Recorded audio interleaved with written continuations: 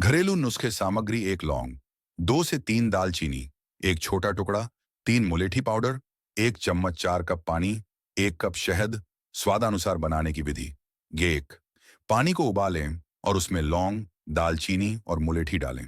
2, 7 से 8 मिनट तक उबालें और फिर छान लें। 3, गुनगुना होने पर शहद मिलाएं और धीरे धीरे पिएं।